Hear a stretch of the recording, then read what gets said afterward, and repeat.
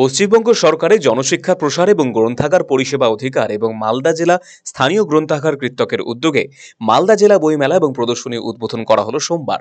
এই উপলক্ষে এক বর্ণাঢ্য শোভাযাত্রা বৃন্দাবনী মাঠ থেকে শুরু হয়ে বিভিন্ন এলাকার পথ পরিক্রমা করে। শোভাযাত্রায় স্কুল, কলেজ সহ বিভিন্ন শিক্ষা প্রতিষ্ঠান এবং সংস্থা অংশগ্রহণ করেছিল। পরে মালদা কলেজ মাঠে আনুষ্ঠানিকভাবে উদ্বোধন করা হলো জেলা বইমেলার। মেলার উদ্বোধনী অনুষ্ঠানে উপস্থিত ছিলেন বিশিষ্ট কবি এবং সাহিত্যিক বিনায়ক বন্দ্যোপাধ্যায়, গ্রন্থাগার মন্ত্রী সিদ্দিকুল্লাহ চৌধুরী, অপর দুই মন্ত্রী সাবিনা ইয়াসমিন, তাজমল হোসেন, জেলা শাসক নিতিন সিংহানিয়া, পৌর প্রধান কৃষ্ণেন্দু নারায়ণ চৌধুরী সহ বিশিষ্টজনেরা।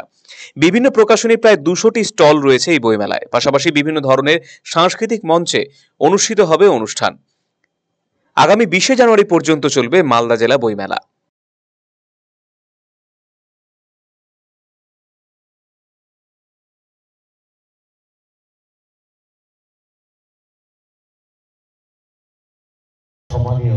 মালদা বইমেলার যে আয়োজন, এটা খুবই প্রশংসনীয়।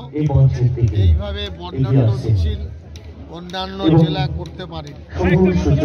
গতবারে প্রায় 1,70,00,000 টাকা বই বিক্রি হয়েছে।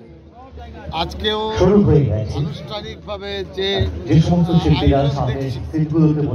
মালদা তার ঐতিহ্যকে ধরে রাখবে। আমাদের ভাষার মধ্য দিয়ে সম্পর্কে বজায় রাখবে, এটা তার একটা জ্বলন্ত উদাহরণ। আমি নিশ্চিত আমরা সকলেই মালদা বইমেলার সফলতার কামনা করছি।